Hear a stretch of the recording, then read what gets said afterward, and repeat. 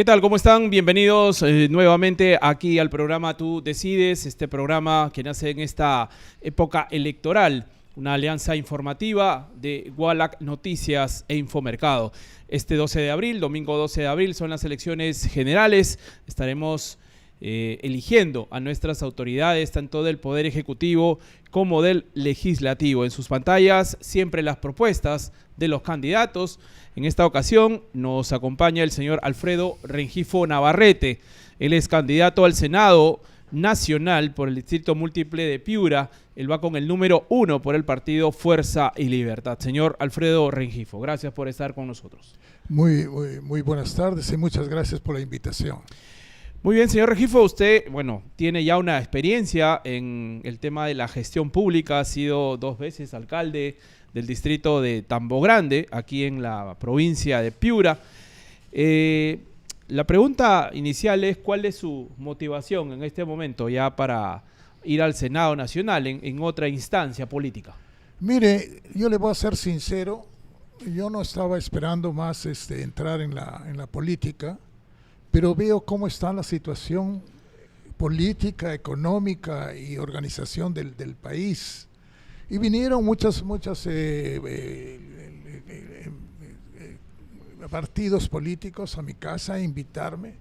Y opté por Fuerza y Libertad porque era un partido nuevo, limpio, prácticamente podemos decir con las manos limpias y no con las cosas tan terribles que tienen otros partidos, ¿no? ¿Cuántos partidos lo fueron a buscar? Me han ido a visitar como por lo menos unos 3, 4 partidos, ¿no? ¿Y cuál cree que es la razón por la cual esta cantidad de partidos lo han tentado para el Senado? Debido a que no tenemos prácticamente una política bien organizada, en el Perú prácticamente se ha perdido los partidos políticos, en fin.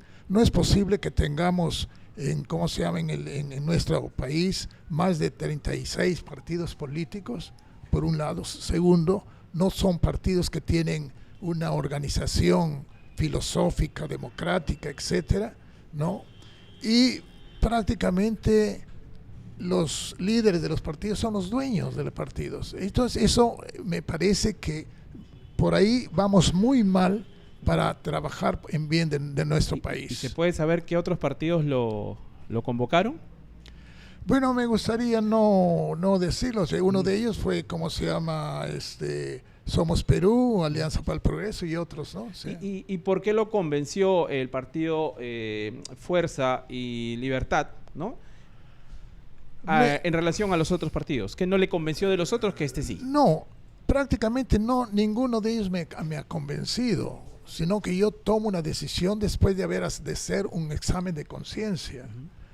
Al ir con partidos prácticamente tradicionales, entre comillas, y que tienen una hoja de vida completamente bastante cuestionada, me parece que yo creo que me animó el hecho de que este partido, Fuerza y Libertad, era nuevo, limpio, y que a partir de ahí podíamos nosotros comenzar a construir una política y mejorar la política del Perú, ¿no? ¿Y a usted no le preocupa, por ejemplo, los cuestionamientos que ha habido contra la candidata Molinelli con respecto a su actuación cuando fue presidenta de Salud? Bueno, siempre hay una serie de estos cuestionamientos, pero yo lo dejo para que la justicia esclarezca eso y debe ser, en mi opinión, contundente en el sentido de que no se debe tolerar absolutamente nada de estas cosas. ¿Cuánto conoce usted a la señora Molinelli? ¿Cuántas veces ha conversado con ella? ¿De qué han conversado? Usted como candidato al Senado y ella. Hemos conversado sobre la posibilidad de que Perú tome una nueva ruta, que tiene muchas, en nuestra patria, tiene condiciones, pero prácticamente no se está desarrollando, ¿no? Tanto en lo político y en la organización administrativa de un gobierno. Hay mucha corrupción, mucha delincuencia, en fin, esos son temas que nosotros hemos conversado y que tenemos las condiciones de poner en orden las cosas, ¿no? ¿Cuántas veces en este tiempo usted ha conversado con ella? Y si hay algún tema específico que hayan conversado y que a usted le gustaría desarrollar en el Senado en caso llegue a ser elegido para este estamento del Estado? Uno de los puntos fue la reorganización del Estado, ¿no? Porque creo yo que nuestro país prácticamente está a la deriva, no solamente en lo político, sino también en lo económico. No es un país que no mira los problemas que tiene la población. ¿Cómo es posible que tengamos 40-45% de anemia? Y no es de ahora. La anemia viene combatiéndose, entre comillas, desde hace más de 20 años y no sucede nada, ¿no? Entonces, a eso me refiero, que no hay una organización seria y gente que realmente esté en la política con la finalidad de desarrollar el país, de tener el orgullo de decir, yo fui una de las personas que trabajé para el desarrollo de nuestra patria. Claro. Ahora, el tema de la anemia, como otros males, ¿no? También sacuden a distritos como Tambo Grande, ¿no? Donde usted fue alcalde. Efectivamente, y eso es en todo, ¿cómo se llama? Porque el sistema no es el que no funciona. Muchas veces existe el dinero, pero el dinero va quedándose a medida que sale desde como las arcas del país hasta que llega a su destino. Prácticamente llega disminuido por un lado, y segundo, que los programas no son los correctos. Porque yo creo que cuando se hace un programa social, al mismo tiempo debe dársele la oportunidad a esa gente que recibe el programa social de ir independizándose, cosa que más adelante el programa social ya no sea necesario. No se puede hacer un programa social eternamente. Señor Alfredo Rengifo, bueno, si hacemos un corte a esta fecha, la candidatura de la señora Fiorella Molinelli todavía no termina de entrar a ese pelotón de supuestamente candidatos que pueden llegar a la segunda vuelta, porque ya se habla de una segunda vuelta. ¿Le preocupa que ella no esté en ese pelotón, que no aparezca en las encuestas en ese pelotón? Bueno, lógicamente que hay una preocupación, pero yo creo que todavía en la costumbre del votante aquí en el Perú, la mayoría decide a última hora. Entonces hay una posibilidad todavía de que esto se revierta. Y usted, ¿no? como miembro del partido Fuerza y Libertad, ¿qué cree que le está faltando en todo caso a la candidatura del partido, a la candidatura de la señora Molinelli? Se está trabajando en todos los frentes, y yo creo, como otros partidos también, yo creo que, que necesita un poco más de tiempo. La decisión del electorado es, a última hora, ¿no? El gran porcentaje, la de decisión. Entonces, y además estas encuestas no reflejan realmente qué es lo que está ocurriendo en el país. Y estamos contra el tiempo, ¿no? O sea, digamos, siendo exacto, estamos a un mes de las elecciones. Pero fíjese usted el caso de Pedro Castillo, de la elección pasada. No se pensaba que iba a la segunda vuelta. Tenía un porcentaje bastante bajo. O sea, y llegó. ¿En su lectura podría haber un voto escondido favorable para la señora Molinelli, cree usted? Es posible. No puedo decir que no, ni sí. Es posible que haya siempre votos a favor, no solamente de la señora Molinelli, sino de otros candidatos también. Ahora, usted siendo candidato al Senado con el número 1, nada más, o sea, tiene el número, digamos, principal, encabeza la lista. ¿Dónde está la fuerza hoy de Fuerza y Libertad aquí en la región? ¿Dónde han visto que hay mayor aceptación de la propuesta de su partido? Nosotros estamos trabajando en toda la región, y lógicamente que solamente debemos esperar al final para ver los resultados, ¿no? No podemos tener unos resultados a mitad del camino. Estamos trabajando con toda sinceridad, presentando nuestras propuestas, y con una propuesta lógicamente completamente clara y transparente. Una de nuestras propuestas es la reorganización del Estado, acabar con la corrupción, tener un país completamente desarrollado. El Perú es primario exportador cuando puede tener una industrialización, en fin, Piura necesita un desarrollo, y estamos bastante atrasados en todo esto. Vamos a ir a una pausa, esta primera pausa. Estamos ya con la franja electoral. Vamos a volver en unos segundos. Usted no se mueva.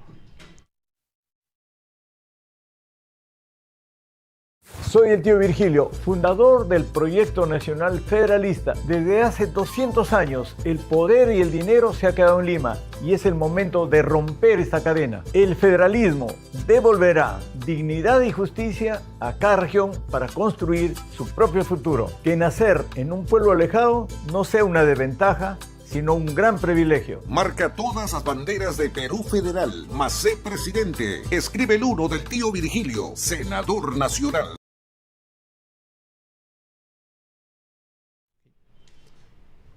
Muy bien, continuamos aquí en nuestro programa. Hoy nos acompaña el candidato Alfredo Rengifo Navarrete, candidato al Senado por Piura con el número 1 por el partido Fuerza y Libertad.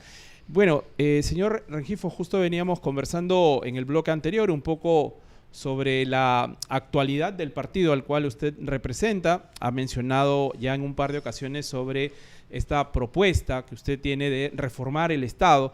Y parte de reformar el Estado es, y seguro vamos a coincidir, en que haya siempre una transparencia, un buen actuar, ¿no?, de los políticos, tanto del Ejecutivo como del Legislativo.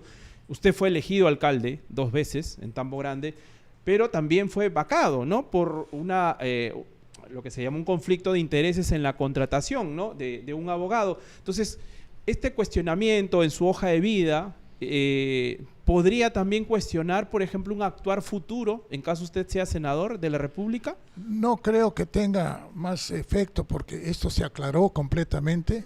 No hubo realmente lo que hubo. Yo le puedo decir en otras palabras que es muy difícil gobernar limpiamente un distrito o una región, ¿no?, en un mar de corrupción. Ese es uno de los problemas que existe en el país. Claro, no ahí podría explicar, ¿no?, cómo no se puede gobernar limpiamente. ¿Cómo se podría entender esta frase que usted acaba de mencionar?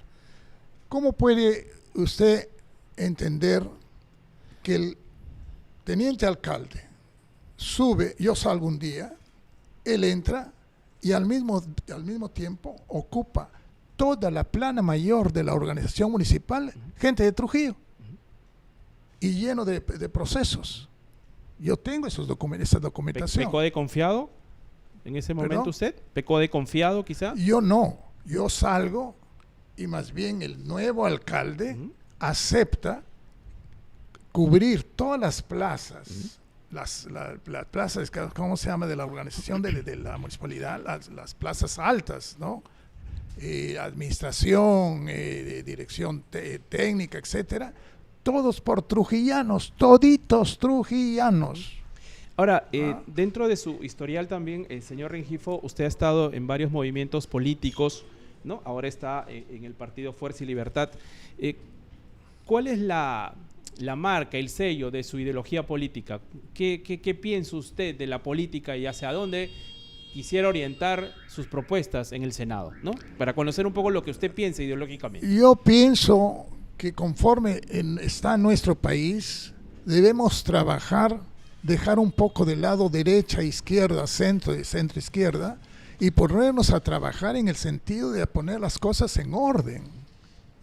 No podemos continuar como estamos, ¿no?, con ideologías prácticamente que no van a ayudar absolutamente en nada, porque para poner ideologías, crear ideologías dentro de un partido, se necesita un trabajo realmente de prácticamente una generación. No puede ser de un día para otro el partido de izquierda cuando ni siquiera la gente sabe qué cosa es izquierda. Ahora, señor Rengifo, entonces para concretar, si usted señala, ¿no?, que hay que poner las cosas en orden, ¿correcto? Sí.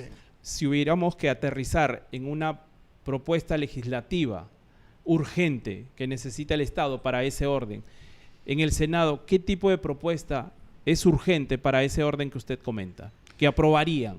¿Dónde estaría? ¿En qué sector?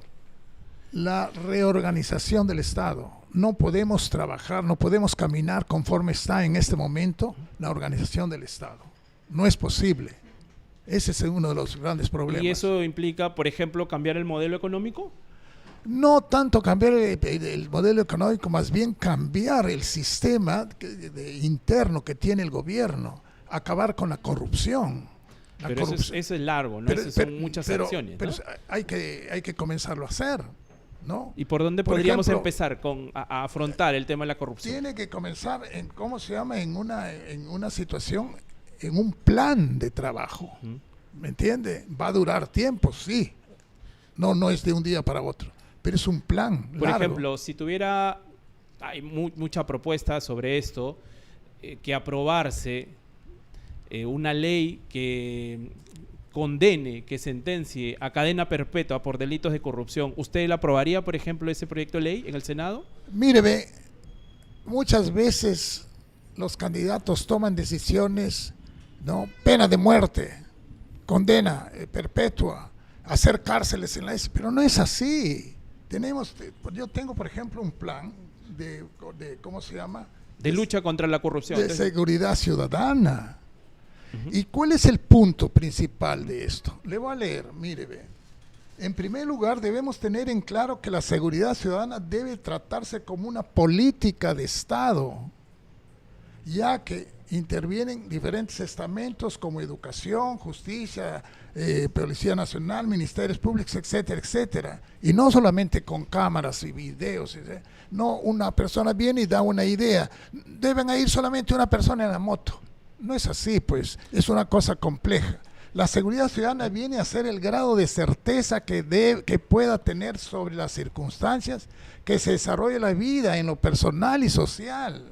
Claro. El cuidado, cuando los ciudadanos no alcanzan a satisfacer sus necesidades, se produce inestabilidad social, acompañada de manifestaciones violentas, entre ellas la delincuencia. Entonces tenemos que tratar el asunto directamente, mejorar las condiciones de la población. Claro, pero digamos, estos enunciados que ustedes nos acaba de comentar podrían ser parte incluso de los fundamentos de la ley, ¿no? Pero por eso le digo, si usted ya en el Senado, en caso sea elegido, tiene que aprobar lo que le propone la Cámara de Diputados, una ley específica o algunas leyes específicas en relación a eso, ¿cuáles serían?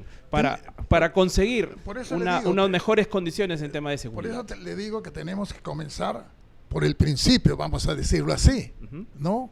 Si la Cámara de Diputados propone una serie de leyes que en realidad no van a funcionar inmediatamente, entonces, ¿qué es lo que necesitamos? La reforma del Estado. Entonces debemos dirigir todo hacia la reforma del Estado, ¿no?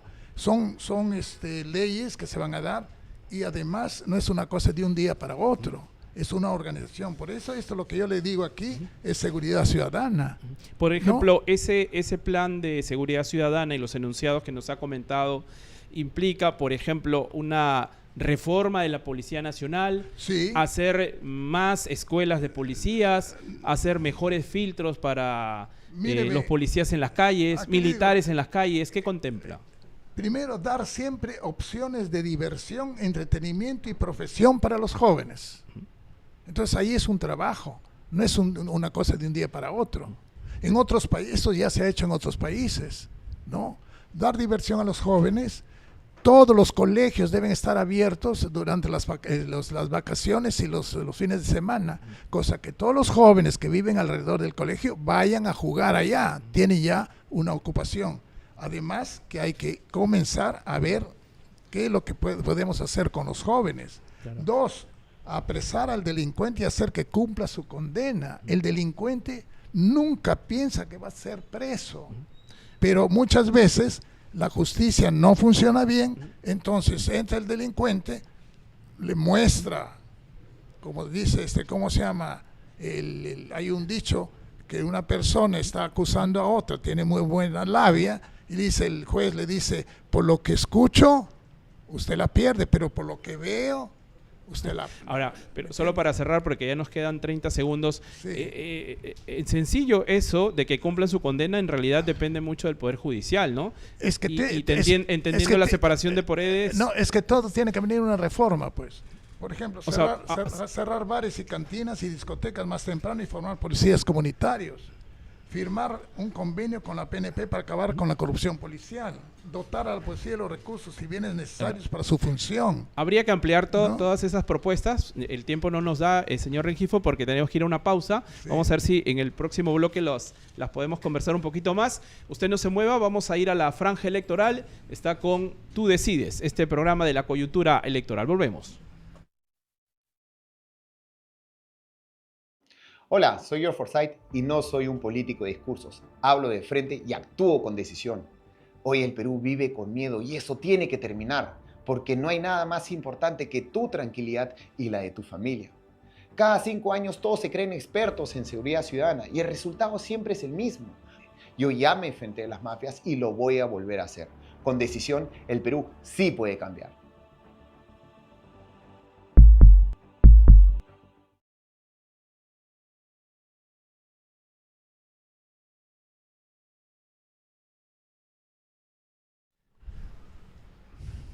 Muy bien, gracias por permanecer con nosotros. Nos acompaña el candidato al Senado Nacional, Alfredo Rengifo Navarrete. Él es candidato por el partido Fuerza y Libertad, un partido que lidera como candidata la señora Fiorella Molinelli. Señor Rengifo, en este último bloque, ya que estamos aquí en esta entrevista con usted, bueno, todo el mundo, por lo menos en la región Piura, conocemos que Tambo Grande es una zona, un distrito eminentemente agrícola, pero donde también ha habido la intención de hacer minería, ¿no? Incluso ahora mismo hay un proyecto que está activo, que es el proyecto del Algarrobo. La gente siempre dice, ¿por qué no puede entrar la minería a Tambo Grande? Y si no entra, ¿cómo podemos potenciar el modelo económico agrícola de Tambo Grande para que obviamente sea mucho mejor, ¿no?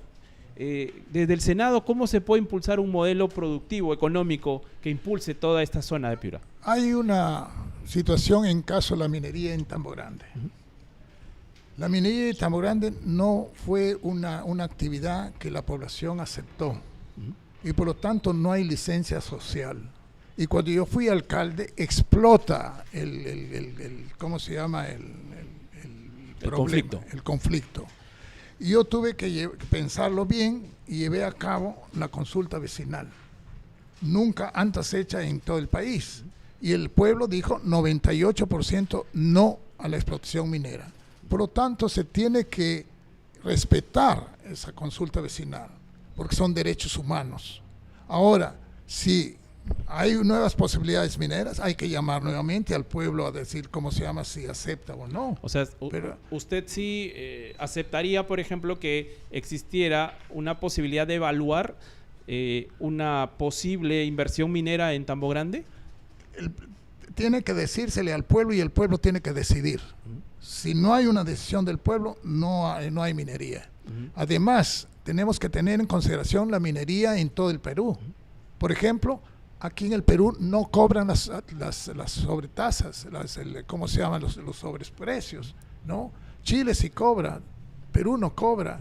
Pierde miles y miles de millones de dólares por no cobrar las sobretasas. Ok, vamos a suponer que hay una consulta y nuevamente hay una negativa del pueblo de Tambo Grande a una inversión minera o una inversión de gran minería en esta zona. Pero ya hay una problemática también con respecto a la minería informal y a la minería ilegal que también están afectando a la población no solo de Tambo Grande, sino vecinas, ¿no? La Loma, Suyo, etcétera. Desde el Senado, ¿qué se puede hacer ahí? Porque eso también es una realidad y la minería ilegal ya sabemos que trae otro tipo de problemas sociales, porque si no se deja entrar la gran minería, hay una minería ilegal que está generando bastante problema en la zona.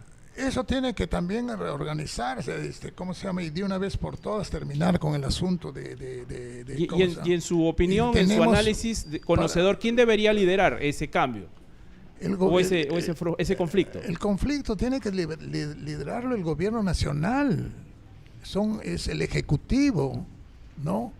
Hay proyectos, el proyecto Bienestar Tambo Grande. Entonces, si no quieren minería, tengo aquí este proyecto, pero yo presenté este proyecto a ministros, a presidentes de la República, a congresistas, nadie le hizo caso a esto.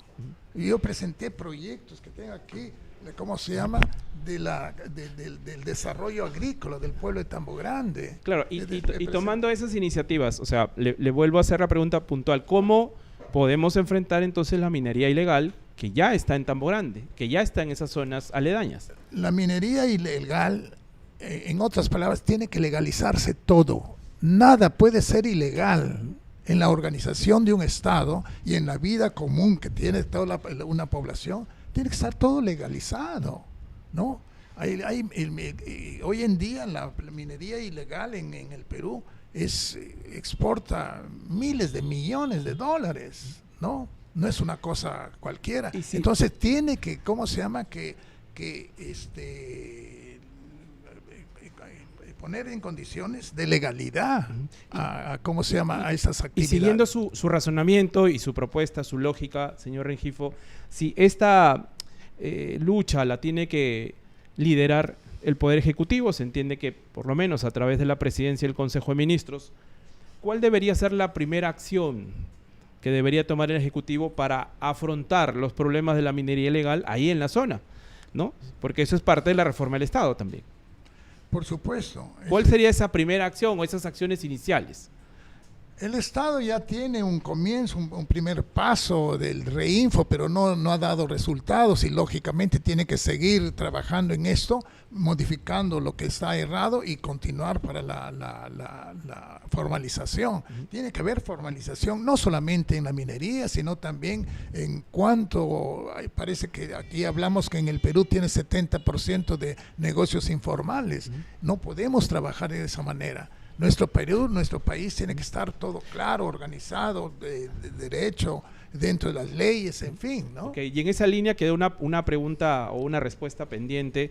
Si el modelo económico de las zonas de Tambo Grande o las zonas donde podría haber explotación minera no es la minería, sino la agricultura, ¿cómo pasar de esa agricultura que solo va para el mercado local o para la agroexportación a un desarrollo de segundo orden, que se le dé un valor agregado a esa producción? ¿Hay alguna propuesta legislativa que usted en el Senado pueda aprobar o pueda pelear su aprobación? Aquí tengo el proyecto Bienestar Tambo Grande. Tambo Grande es un cruce de carreteras y está en medio de una zona agrícola, tanto del lado izquierdo como derecho del Valle del Río Piura. Y por lo tanto tiene muchísima riqueza. Y lo único que se debe hacer ahí es comenzar a trabajar en el sentido de formalizar y de trabajar en el sentido de desarrollo, ¿no? Hay muchas posibilidades. No se puede, trabajar como se está haciendo hasta este momento, ¿no? Por eso le digo que la exportación de Perú, primaria exportadora, no satisface las necesidades. ¿Qué tipo de industria cree que se puede desarrollar ahí en Tambo Grande? Muchísimas industrias. ¿Como cuáles, por ejemplo? Muchísimas agroindustriales. Hasta ahora no hay ninguna agroindustria en Tambo Grande, en todo San Lorenzo. Lo que existe son empresas que compran, el mango, lo lavan y lo preparan y lo exportan, nada más. Eso no es industria, ¿no? De acuerdo. Bueno, vamos a la última parte ya, que nos queda poquito tiempo. Preguntas ya específicamente sobre hoy lo que es la realidad del Congreso de la República. El Congreso en los últimos años ha triplicado su presupuesto operativo. Ustedes, en caso sea elegido senador, ¿pelearán por reducir ese presupuesto operativo? Porque se va en bonos, se va en pagar otro tipo de beneficios. ¿Pelearán por la reducción? Si nosotros tenemos un país completamente desorganizado, queremos organizarlo y comenzar a dar los primeros pasos, todos los políticos tienen que rebajar su sueldo. ¿A cuánto? Hoy ganan 15,000 fuera de bonos. Eso es un asunto para tratarlo en el momento oportuno, pero yo no puedo decir tanto por ciento, etcétera. Pero deben rebajar por un asunto ético. Es cierto que un diputado, un senador, puede ganar 15,000 soles, ¿no? Puede, pero no debe éticamente ganarlo. ¿Por qué? Porque tenemos nuestra gran mayoría de población que está muriéndose de hambre. Claro, ahora, si nos manejamos por el tema ético, probablemente no cambie nada, ¿no? Las comisiones de ética del Congreso en realidad no sancionan a nadie, ni investigan a nadie tampoco. No, es porque no puede ser que la comisión no funcione. Quien no funciona son los actuales, los que están en la comisión de ética. Bueno, no es la organización la que falla, sí, sino las personas. Sí, bueno, la ética a veces siempre es como una buena intención, ¿no? Pero bueno, es un tema a tratar muy grande. Vamos a ir a una pausa. Sí. Volvemos, don Alfredo Rengifo, para que pueda usted dirigirse a sus electores. Vamos a la franja electoral.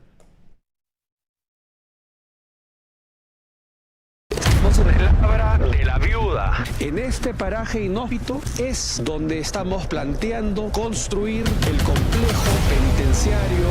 Todos los convictos por sicariato, extorsión, narcotráfico, feminicidas, los violadores vendrán a pagar sus culpas aquí, a pagar las consecuencias de sus acciones. Vendrán a pasar sus últimos días, lo que les quede de vida, y solamente traen desdicha y terror entre los buenos ciudadanos.